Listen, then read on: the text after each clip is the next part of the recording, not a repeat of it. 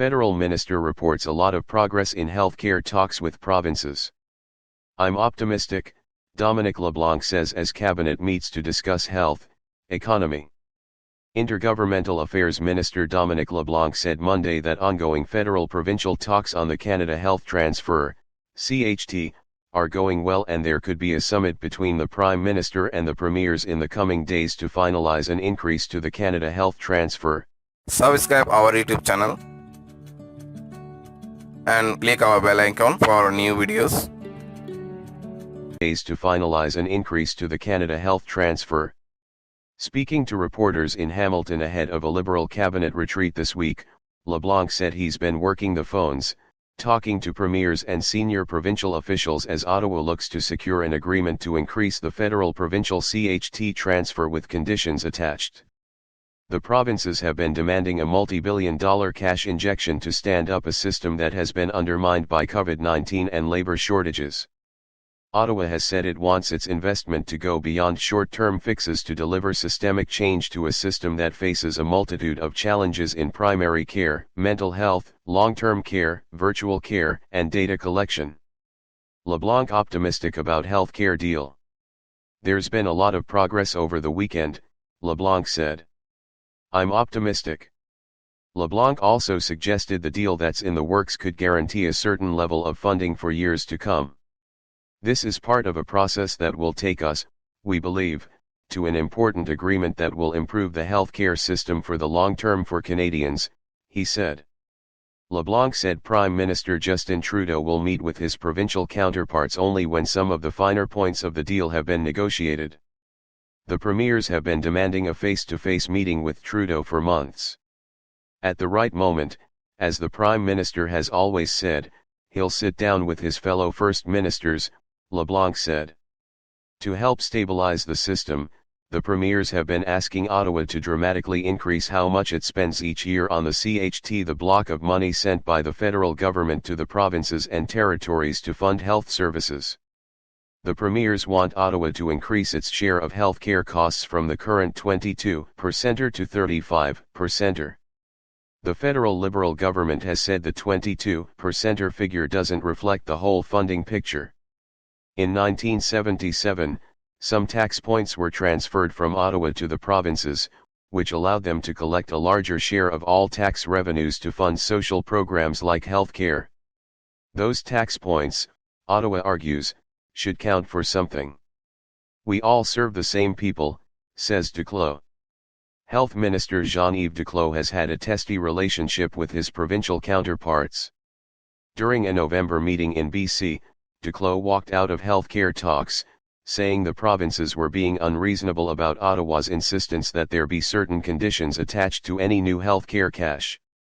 He said the provincial health ministers received marching orders from their premiers not to make further progress, while also accusing them of being too focused on cash over results. Speaking to reporters on the sidelines of the cabinet retreat, Duclos said Monday there's now much less tension between Ottawa and the provinces. There is significant goodwill. We all serve the same people for the same purposes from the same dollars coming from the same pockets. So, we are increasingly aligned, he said. I am hopeful we will get to an agreement quite soon. He said all sides are cognizant of the pain many of our loved ones go through when navigating a system that has been hobbled by COVID-19. Trudeau and his ministers have convened here in Hamilton, an industrial city of some 785,000 people an hour west of Toronto, to discuss healthcare and other politically sensitive issues that might emerge when Parliament resumes sitting next week after the winter break.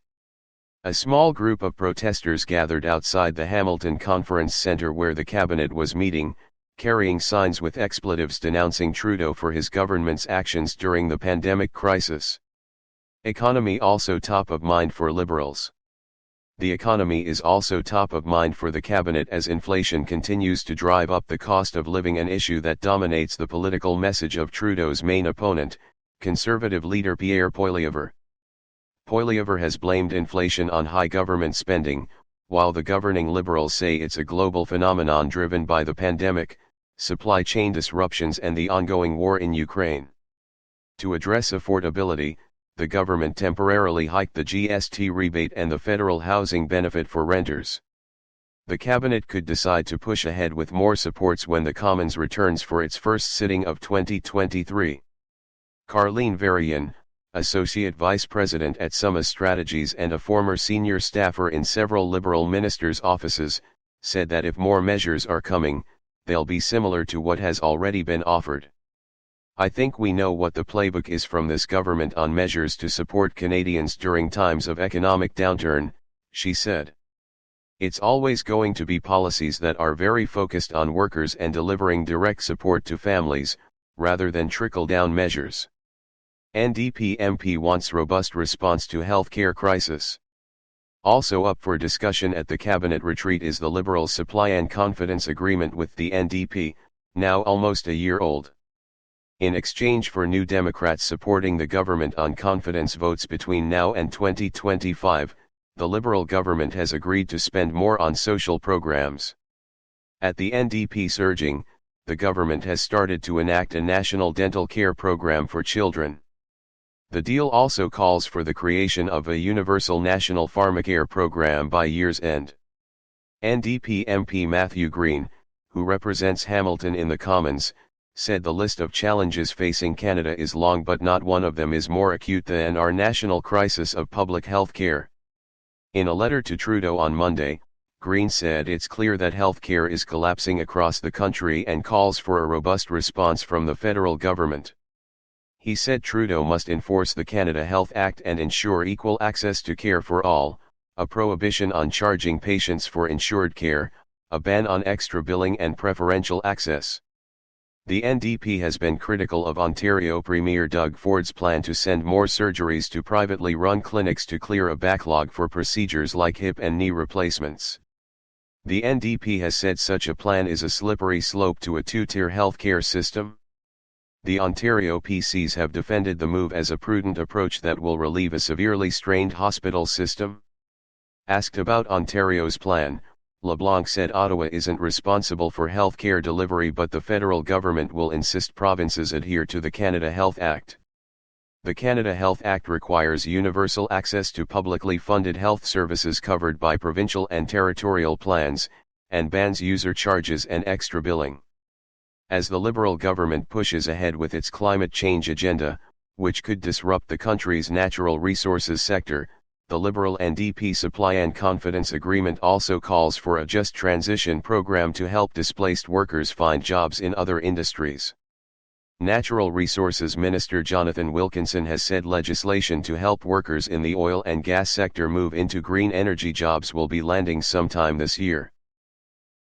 The Ontario PCs have defended the move as a prudent approach that will relieve a severely strained hospital system. Asked about Ontario's plan, LeBlanc said Ottawa isn't responsible for healthcare delivery, but the federal government will insist provinces adhere to the Canada Health Act. The Canada Health Act requires universal access to publicly funded health services covered by provincial and territorial plans, and bans user charges and extra billing. As the Liberal government pushes ahead with its climate change agenda, which could disrupt the country's natural resources sector, the Liberal NDP Supply and Confidence Agreement also calls for a just transition program to help displaced workers find jobs in other industries. Natural Resources Minister Jonathan Wilkinson has said legislation to help workers in the oil and gas sector move into green energy jobs will be landing sometime this year. Legislation to help workers in the oil and gas sector move into green energy jobs will be landing sometime this year. Subscribe our YouTube channel and click our bell icon for new videos.